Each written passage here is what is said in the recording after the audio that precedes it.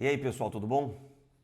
Hoje nós vamos começar uma aula diferente. Eu comprei um tablet muito interessante, vem com uma canetinha e meio que eu faço uma lousa pelo computador e vou narrando, porque assim eu consigo deixar bem focalizado e não fico com a minha mão na frente. Olha que interessante, é a gente aprendendo a se virar numa situação de crise. E as situações de crise... Apareceu uma mosca em movimento retilíneo uniformemente variado nessa porcaria. Essa gravação, que porra. Hoje a nossa aula é a aula número 8 de movimento circular uniforme. Né? O que é movimento circular uniforme? Putz, você vem encontrar movimento circular em toda vez que você for ver um movimento que é um círculo. Por exemplo, a hélice de um ventilador, átomos, então de um núcleo atômico, você vai pegar um pneu, pneu aparece em um monte de lugar, pois é, tem rodas e tal. É muito importante esse tipo de movimento também. Uma coisa interessante é que assim, quando você vai ter um movimento circular, vocês vão ver, eu expliquei para vocês, eu fiz mais ou menos um círculo e a velocidade, que é um vetor, ela vai fazer esse movimento aqui. Como eu faço para desenhar o vetor velocidade? É uma flechinha, até aí você sabe, mas assim, é o meio da flechinha, você vai colocar no ponto que eu pus ali, para o ponto A. Então, por exemplo, você não sabe como vai fazer a flechinha, pega a caneta, põe o meio da caneta no ponto que eu te pedi e a ponta da caneta vai ser a ponta da flecha. Você vai perceber que a grande novidade em termos de movimentos é que a velocidade vai mudar de direção. Antes ela só ia em linha reta, agora ela vai mudar de direção. Se ela vai mudar de direção, como para um vetor, o que importa é módulo direção em sentido, mudando uma dessas características vai mudar o vetor inteiro. A grandeza que faz com que a velocidade mude é a aceleração. Então vai surgir aí uma aceleração que faz você mudar de direção e essa aceleração vai apontar sempre para o centro dessa circunferência. Então o nome dessa aceleração é aceleração centrípeta. Acompanhe o vídeo e eu espero que vocês curtam bastante. Valeu! Então vamos lá, pessoal. Imagine que eu saio do ponto A e vou até o ponto B, percorrendo uma parte de uma circunferência, combinado? Teve uma variação angular, tudo bem. O que é velocidade? Velocidade é ΔS por ΔT, estão lembrados disso? Só que quem é o ΔS quando eu faço uma volta inteira? 2πr. E o tempo, esse coisinha aí, é chamado de período. Então, o que vem a ser o período? Período, que a gente vai simbolizar por tesão, vai ser considerado como o tempo necessário para que eu dê uma volta completa. Então, esse T que eu coloquei aí, ele é um T somente quando tiver uma volta completa. Se eu tiver meia volta como eu desenhei, você vai colocar um ΔT. Agora, tem uma coisa chamada frequência. A frequência, ela significa quantas voltas você está dando num certo intervalo de tempo, né? Então, a frequência, se eu estiver pensando perfeitamente, que se vocês estiverem me acompanhando, vocês vão perceber que a frequência, ela é o inverso do período. Por quê? Porque ele é o número de voltas que eu dou num certo intervalo de tempo. Ora, se eu dei uma volta em um intervalo de tempo qualquer, o número de voltas vai ser igual a 1, confere? E como que vai se chamar o tempo necessário para uma volta? Período. Então, 1 sobre t igual a frequência. Olha que interessante que eu vou mostrar para vocês. Pega essa equação 2πr sobre t. Ela é a mesma coisa que 1 sobre t, não é? 1 sobre t é a frequência. Por essa razão, também posso dizer que a velocidade é dada por 2πr sobre t ou 2πrf. Essa velocidade é chamada de velocidade linear. Olha o vetorzinho que eu comentei para vocês agora há pouco. O vetor velocidade vai estar sempre mudando de direção e de sentido. E isso acontece por quê? Porque existe uma grandeza nova que vai surgir chamada de aceleração. E essa aceleração, por apontar para o centro, é chamada de centrípeta, calculada por v² sobre r. O raio vocês sabem que é, né? Vai do centro da circunferência até a extremidade. Muito bem. Então, observe. Imagine que eu saio do ponto A e vou para o ponto B, eu percorro essa trajetória, e eu percorro essa trajetória de C para D, no mesmo tempo. Então, esse é o ΔS de A para B, e esse aqui vai ser o ΔS de C para D. Diz uma coisa para mim. Será que a minha velocidade vai ser igual? Qual dos dois, vamos supor que você tem dois corredores, qual que andou mais rápido? Supondo que foi no mesmo intervalo de tempo. Chegou a nossa dúvida, não é? Vai sair mais rápido aquele que andou mais. Então, a velocidade AB, ele andou muito mais no mesmo tempo do que o VC, que o CD. Então, eles vão girar da mesma forma. A velocidade de giro é chamada de ômega, que é essa letrinha que parece um W. Ele é definido como sendo a variação do ângulo num certo tempo. Numa volta, quanto que vai ser a variação do ângulo total? Então, você girou quanto? 2π. E o tempo necessário para você dar uma volta inteira é chamada de período, que a gente chama de tesão. Agora, repara, 2π sobre t é a mesma coisa que 2π que multiplica 1 sobre t, certo? E quem é 1 sobre t? É a frequência. Então, a gente tem que a velocidade angular também é chamada de 2π sobre t ou 2πf. Também é calculada, né? Agora, vamos à relação entre a velocidade linear e a velocidade angular, que são essas duas. Preste atenção. Seguinte coisa, a velocidade é 2πr sobre t, certo? Até aí?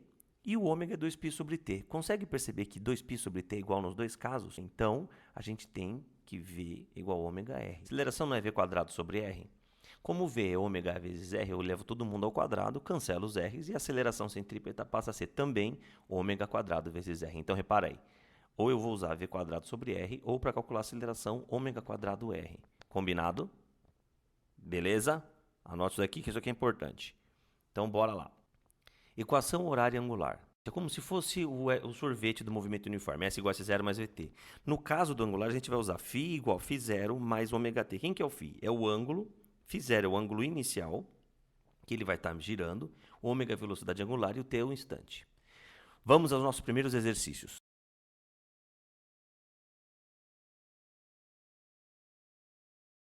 Então, assim, ó.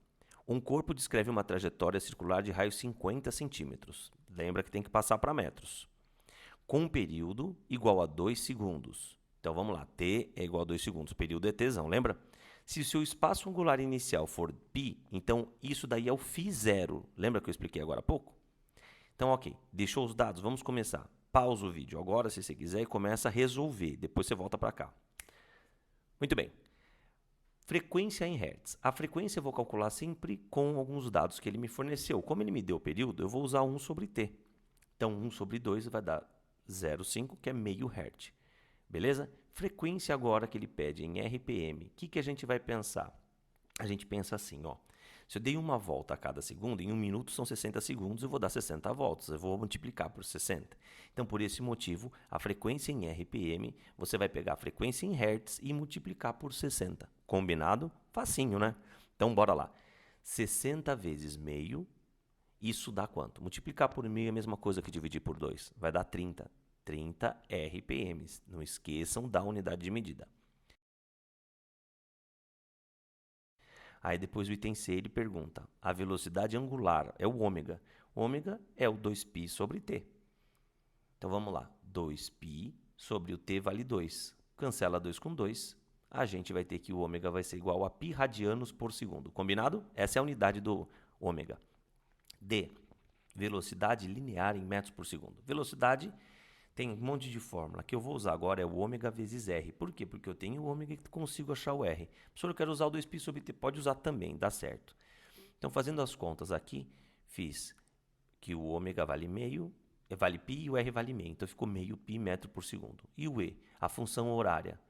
Então, é φ igual a φ0 mais ômega t. Muito bem. Quem que é o φ0 que ele me deu lá em cima? π mais o ômega que vale π vezes t. Pronto, acabou. Fizemos aí os itens A, B, C, D e E. Beleza? Vamos agora, então, para a segunda questão. Tem o corredor A e o corredor B, eles estão em sentidos opostos. Então, o A vai percorrer durante 10 segundos 30 graus, que é o que aparece lá no texto. E o B vai no sentido contrário, percorrer 15 graus em nos mesmos 10 segundos. Combinado? Então, esse é um outro corredor, um corredor B. No mesmo tempo. Fechado. E ele quer saber quando que eles vão se encontrar pela primeira vez. Bom, para isso eu vou precisar do cálculo da velocidade angular de cada um deles. Mas é lógico que a velocidade vai usar o ângulo em radianos. Então vamos lá. 30 graus é π sobre 6 e 15 é o 30 dividido por 2, então vai dar π sobre 12. Fazendo as contas do ômega A, temos que delta θ sobre delta t vai dar π sobre 60 e no caso do ômega B, então aí π sobre 12 dividido por 10 dá π sobre 120. Agora eu vou fazer o quê? A equação horária de A e de B. Então, quem que é o φA? φ0 de A mais ômega de A vezes T.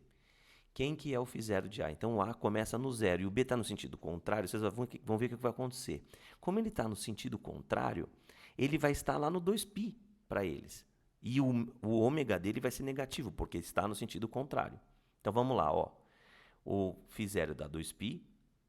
Por quê? Ó, imagina que você pegou essa circunferência e você abriu ela. O A está lá no começo, no 0 graus, e o B está aqui no final, ó, com 2π, beleza? E estão em sentidos contrários também, ó. Vamos lá, vou fazer a setinha aqui para você. Sentidos contrários, o A vindo para cá e o B para cá. Então, menos o ômega, que é π sobre 120 vezes t. Agora, para a gente saber o tempo de encontro, eu vou igualar os φs, igualar o espaço. Eles têm que se encontrar no mesmo espaço. Por isso que o φ de A tem que ser igual ao φ de B, no mesmo ângulo, tá? Então, ficou π sobre 60 vezes t igual a 2π menos π sobre 120 vezes t. A gente vai passar quem tem π para um lado e quem não tem para o outro. Geralmente, eu passo quem é o menor para o outro lado. Então, ficou π sobre 120 vezes t mais π sobre 60 vezes t igual a 2π. Cancelei o π porque é um fator comum em todo mundo. MMC entre 120 e 60, que dá 120. Aí você faz 120 dividido por 120 dá 1, 120 por 60 dá 2, aí dá 2t. E esse motivo está t mais 2t. E agora, a gente vai ter aqui que 3t igual a 240. Dessa forma, t vai ser igual a 80. Então, no instante 80 segundos, eles se encontram. Então é isso, gente. Essa foi a nossa aula. Um abraço.